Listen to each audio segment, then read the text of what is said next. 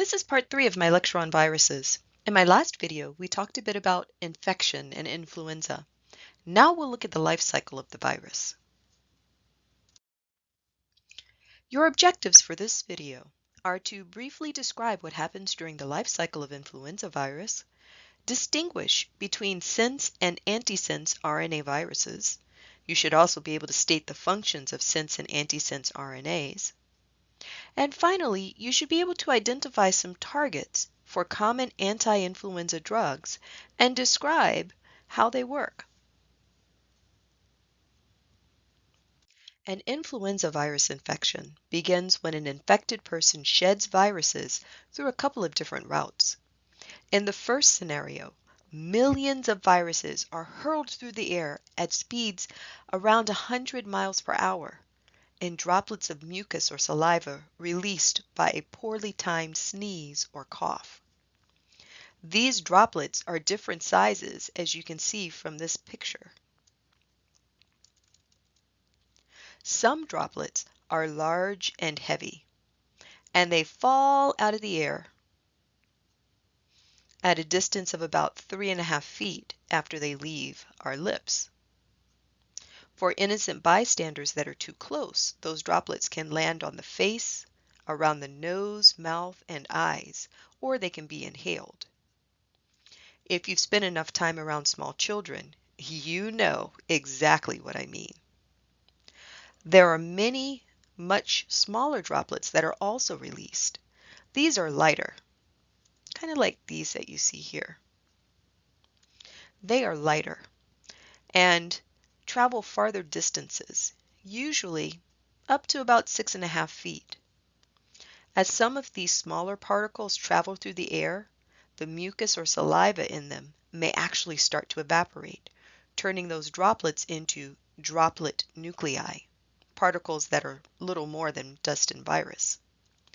These nuclei can be carried on air currents and travel up to 30 feet. They can also hang in the air for hours. It's a well-known fact that the measles virus can infect patients who arrive in a doctor's waiting room 3 hours after a measles patient has left. When we talk about airborne transmission of viruses or other pathogens, we are talking about these small droplets that travel farther and hang in the air longer. This figure at the bottom of my slide shows the difference between the danger zone for contracting Ebola, which is carried in heavy droplets, versus measles, which can be carried on droplet nuclei. So as you can see here, Ebola on the heavy droplets travels a distance of about 3 feet from the person who sneezes or coughs or talks. And the droplet nuclei that carry measles virus can go for much farther distances away from the infected individual. Coughs and sneezes aren't the only times that mucus and saliva droplets are sprayed into the air. It also happens when we talk with each other. This, by the way, is why patients with respiratory infections like the flu may be asked to wear a surgical mask. The mask will hopefully trap some of the infectious particles before they land on someone else's respiratory mucosa.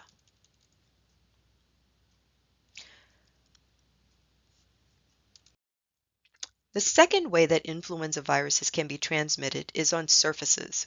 The viruses get there when someone sneezes on a surface or they blow their nose into a tissue and fail to wash their hands afterwards. They may leave little mucus or saliva droplets teeming with influenza viruses on cell phones, countertops, ink pens, glasses, or really any surface that they touch. Viruses can persist on surfaces for days. Influenza virus, in particular, may persist on surfaces for up to 2 weeks. When a susceptible host touches that surface and then touches the mucous membranes of their eyes, mouth, or nose, they could potentially become infected if enough viable virus is transferred on their hands. This is why hand washing is so important. Influenza is an enveloped virus. Soap destroys that envelope. Without an envelope, the virus cannot infect cells. The same is true for COVID-19. Hand washing is key. This SARS virus, this coronavirus, is also an enveloped virus. So when we wash our hands, we destroy the envelope and the virus loses its ability to infect. One bit of advice that I've heard on the news periodically is that using hand sanitizer is an effective way of killing this virus. And I just want you to know, and the same is true with influenza, hand sanitizer is actually less effective than hand washing. The reason for this is that the mucus and saliva that may surround the virus particles, it's somewhat protective. It reduces the effectiveness of hand sanitizer. Therefore, if you have the ability, it's better to wash your hands. If you can't wash your hands, go for the hand sanitizer because it's better than nothing. When are people able to transmit influenza viruses by these methods, like the sneezing and the touching surfaces? Once people get sick with influenza, they're most likely to spread the virus within 3 to 4 days of experiencing symptoms. That said, some people are actually able to pass the disease about 1 day before they even experience any symptoms. And some others can pass the virus for 5 to 7 days after illness starts. The time between exposure to influenza and when symptoms first start is approximately 2 days, but it can range between 1 and 4 days. Once influenza comes in contact with the respiratory mucosa, the infection process begins. The spike protein, hemagglutinin, which makes up about 80% of the viral envelope, binds a sugar called sialic acid. So in this diagram, the sialic acid is represented by this little orange blob here. Sialic acid is a carbohydrate that's found on epithelial cells throughout the respiratory tract.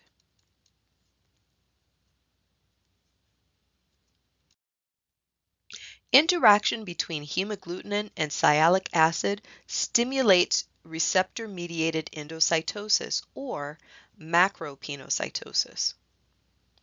This gives the virus entry into the cell cytoplasm. During this process, the virus will be enclosed in a special vesicle called an endosome. So the endosome is the sac right here that's surrounding the virus. Endosomes have a pH of about 4.5 to 6, which is low for the inside of a cell. This acidic environment triggers a shape change in hemagglutinin that fuses the viral envelope, as you can see in this figure, to the membrane of the endosome.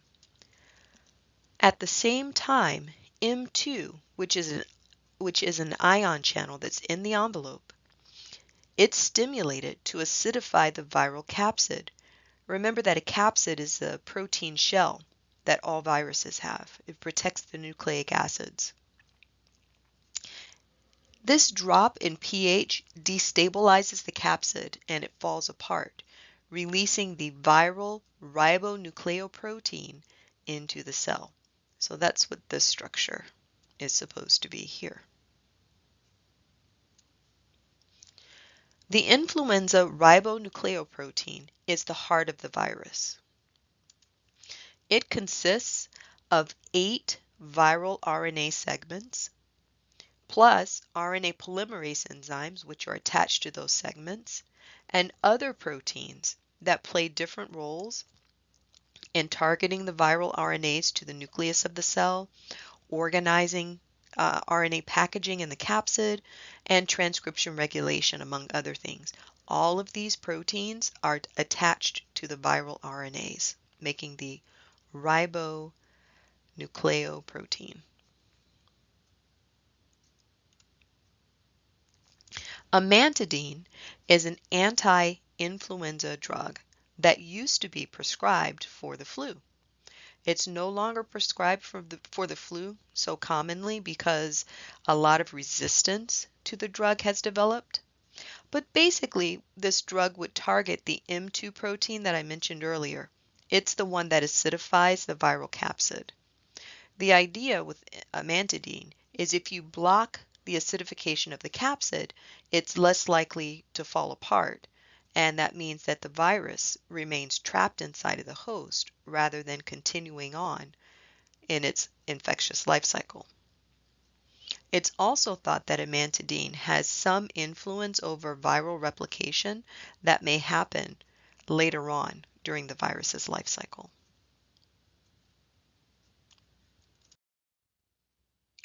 As the viral ribonucleoprotein makes its way to the nucleus, some proteins that are associated with that structure will begin to turn off cellular biosynthesis and begin viral biosynthesis in the host. Remember, biosynthesis is the process whereby the cell is programmed to make viral RNAs and make viral proteins. This is going to happen in a few different steps. One thing that's going to happen is that viral RNA polymerases that the virus brought with it in its capsid to the cell, they will begin to transcribe viral genes, making messenger RNAs. These messenger RNAs will go out to the cytoplasm of the cell and they'll be translated to make viral proteins, some of which will be more of the viral RNA polymerase. Some of these viral proteins will hang out in the cytoplasm where they will begin to assemble and make things like capsids, or you'll get the insertion of neuraminidase and hemagglutinin and that M2 protein into portions of the plasma membrane. Okay. Then the other thing that's going to happen is some of those proteins will get transported back to the nucleus where they'll begin to bind the viral genome. This will essentially turn a switch that will stop the cell from transcribing messenger RNAs for making proteins, and instead that polymerase will start to make copies of the entire viral genome. So let's stop the story at this point. The virus is in the cell nucleus and ready to start reproducing. But what are the raw materials in the cell that can be used for making new viruses? Well, inside the cell, you'll have what's called a DNA-dependent DNA polymerase. Let's break down what this name means. DNA-dependent means that this is an enzyme that's going to read DNA nucleotides.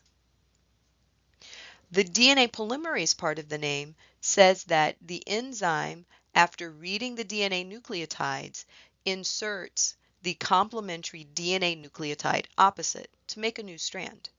So a DNA-dependent DNA polymerase reads DNA nucleotides and makes a complementary DNA strand. So that's already in the cell. We talked about that in Chapter 8. You also have a DNA-dependent RNA polymerase. So DNA-dependent, again, means that this enzyme is reading DNA nucleotides. But the RNA polymerase part tells you that it's synthesizing complementary RNAs, not DNA. So we talked about that in Chapter 8 also. That enzyme is around in the host.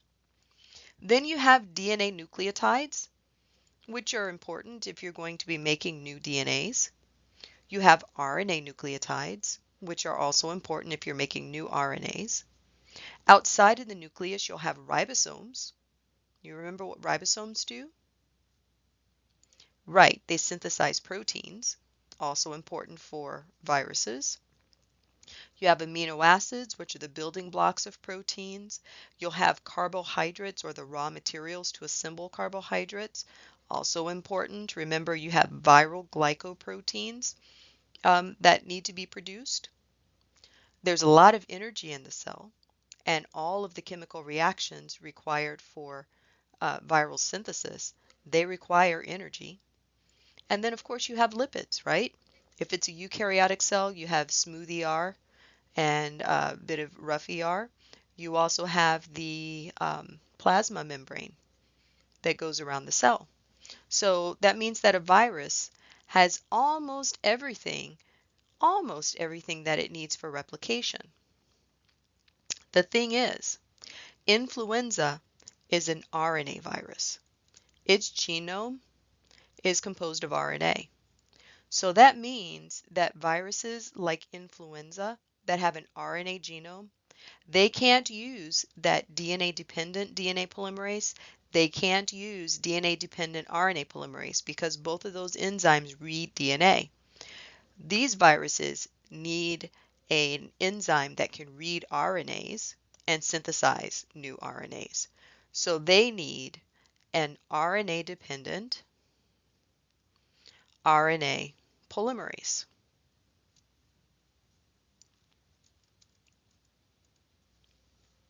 The only problem with this is that the host doesn't make RNA-dependent RNA polymerase. So what's a virus to do? It does the same thing that I do when I go to certain venues and they don't have the beverage that I want to drink that night. I BYOB, and the virus does the same thing. It BYOPs. It brings its own polymerase. So during a virus infection, viruses tend to provide the genetic code for making more virus. They tend to bring the code for making proteins that will modify cellular activity so that the cell will make virus instead of making more cell stuff. RNA viruses oftentimes will bring an RNA-dependent RNA polymerase. Remember, RNA-dependent means it reads RNA, and RNA polymerase means it synthesizes a complementary RNA. The other thing that some viruses bring is a viral DNA-dependent DNA polymerase. We'll see this when we get to DNA viruses later in these lectures. You've heard that old question, what came first, the chicken or the egg? The whole point of that is if you want more chickens, you need eggs, and if you want more eggs, you need chickens, right? You can't really have one without the other. Well, it turns out that viral RNA strands are kind of the same way.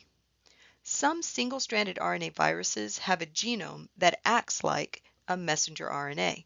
That is, as soon as this RNA is introduced to a cell's cytoplasm, ribosomes can bind it and start making viral proteins.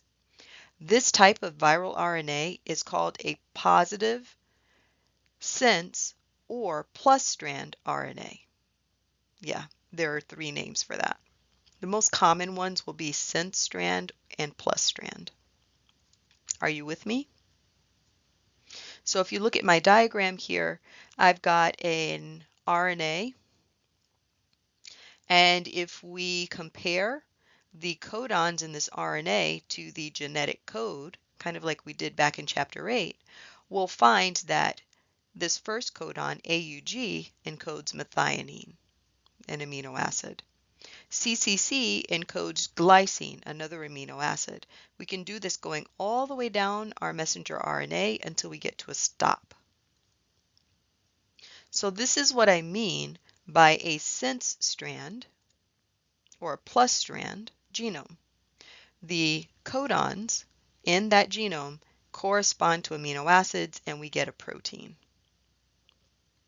The complementary copy of this sense strand RNA, that's this, that you have in blue, it does not make the same protein that you get from the sense strand. In fact, it doesn't make a protein at all. This is called the antisense or the minus strand. And some viruses that have this complementary copy of the sense strand, they have that as their genome, they will be called antisense or minus strand viruses. So the next 2 slides are important because they summarize the answer for an essay question that's often on exam number 3. This question asks you to compare plus strand viruses, those are the sense viruses, to minus strand viruses or antisense. From here on out, I'm going to try to stick to calling them plus strand or minus strand viruses. Just keep in mind that they have another name, sense and antisense. Let's compare the life cycles for these two types of viruses. We're going to start with the plus strand virus on the left. So once this virus attaches to a cell and enters by endocytosis, you know that the next step is uncoating. Once the virus uncoats, it's going to release its plus strand RNA into the cytoplasm of the cell. The thing you need to remember is these plus strand RNAs act like messenger RNAs. So this means that host ribosomes, which are represented by this bubble here, can bind that plus strand genome and start synthesizing protein immediately. How the protein is synthesized varies with virus. The important thing to know is that eventually you'll have a number of viral proteins that are produced, but the first one that's produced is this RNA-dependent RNA polymerase. And that's important because what this enzyme is going to do is it's going to bind that plus strand genome and start synthesizing minus strand. Now you might be thinking, why would you do that? The reason you do that is because that minus strand RNA serves as a template for making more plus strand. So what typically happens is at the very beginning of the infectious cycle, when that plus strand RNA enters the cytoplasm, ribosomes bind, and the focus is to make lots and lots of protein, viral protein. So the RNA-dependent RNA polymerase will make lots and lots of messenger RNAs that can be used for making viral protein. As the viral proteins accumulate in the cell cytoplasm, they'll start binding the plus strand RNAs. And this turns on a switch within the RNA-dependent RNA polymerase so that it stops making so much messenger RNA and thus so much protein, and it focuses on copying the length of the entire viral genome. Some of these genomes, again, will serve as templates for making more messenger RNA and more viral proteins. Others will serve as viral genomes, so they'll actually get packaged into capsids to make new viruses. The right side of the slide shows you what a minus strand virus does. So this is a little bit different. Remember, whereas the plus strand RNA acts like a messenger RNA and can be translated immediately, not so with the minus strand virus. This virus is the complement of the plus strand. So what that means is that since the host cell does not make an RNA-dependent RNA polymerase, this virus has to bring it in the capsid, and it actually is usually bound to the RNA for the virus. So that's what this little figure shows you. The green squiggle is the minus strand genome. The blue square is the RNA-dependent RNA polymerase.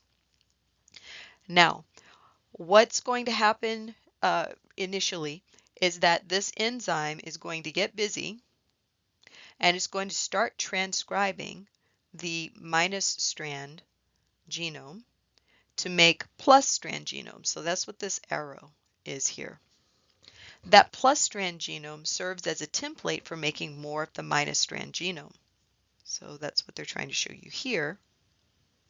Some of these genomes will be used for making viral proteins. Others will get packaged directly into a capsid during the maturation step, and this produces more viruses. The other thing that's going to happen, after these plus strand genomes are made, the RNA-dependent RNA polymerase can bind that and start synthesizing messenger RNAs for protein.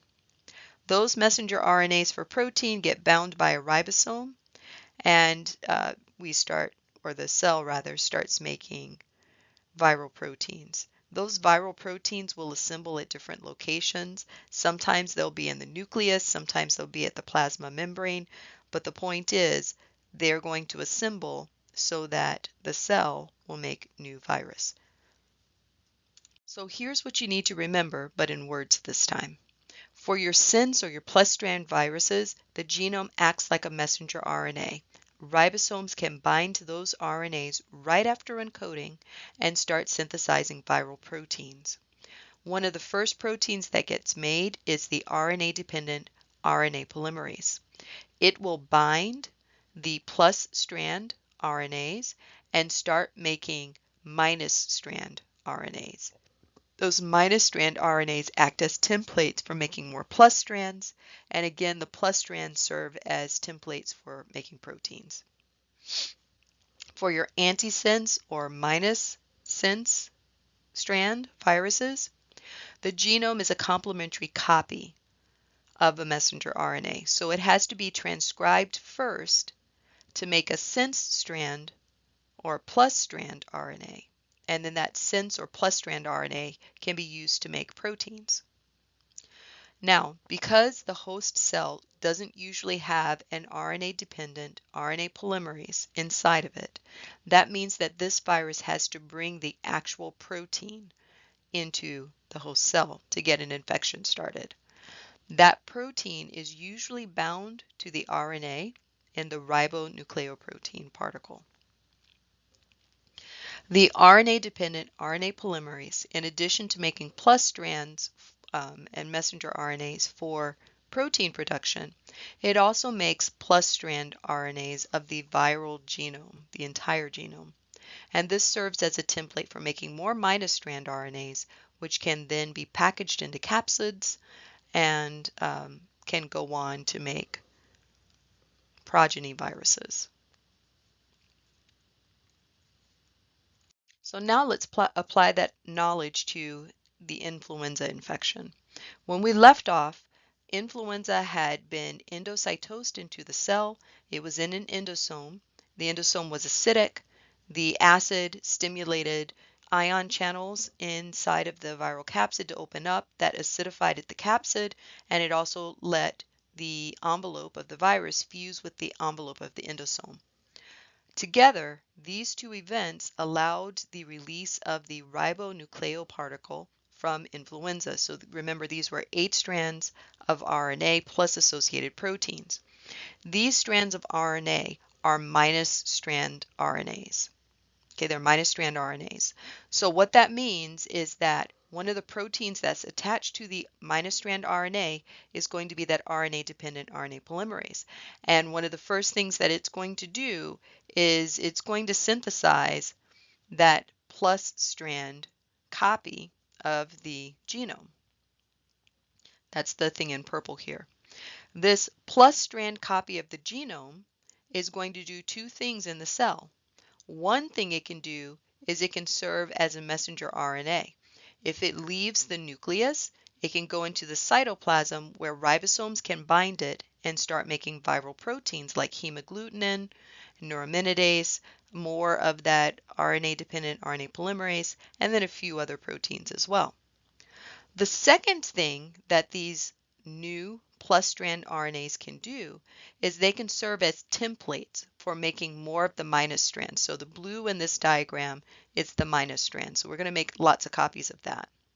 Eventually, proteins from the virus will bind these minus strand RNAs and will actually export them from the nucleus. So now we can enter the maturation step. We have a viral ribonucleoparticle being formed from the RNAs that were being synthesized in the nucleus and proteins that were being made in the cytoplasm. We also have the synthesis of hemagglutinin and neuraminidase.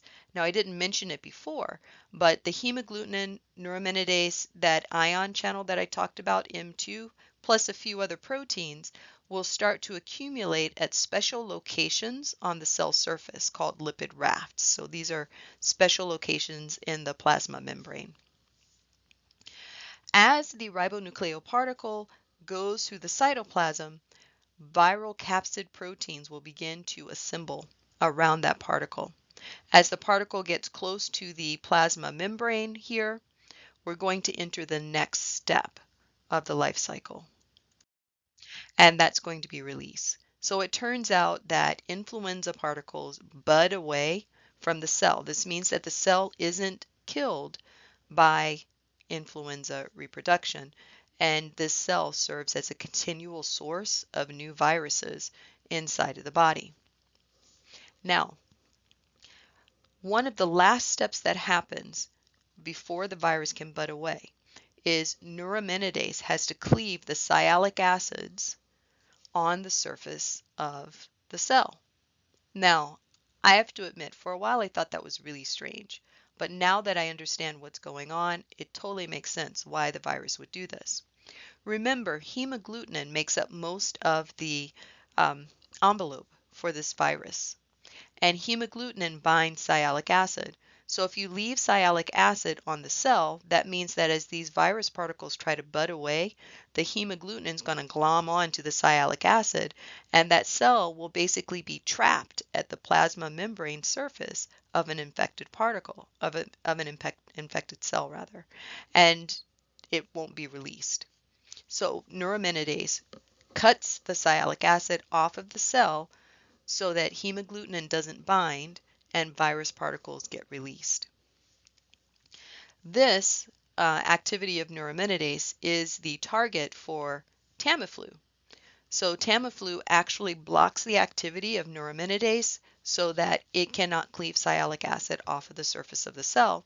And this means that influenza particles that get synthesized stay trapped at that cell rather than bursting forth and going on to infect adjacent cells. So budding usually happens in areas where the cell membrane is bending a lot. Viral structures will bind lipids in the plasma membrane and will actually help to deform the plasma membrane. Then proteins from the cell that are usually involved in exporting particles, they'll actually push the virus out of the cell, kind of like what you see here.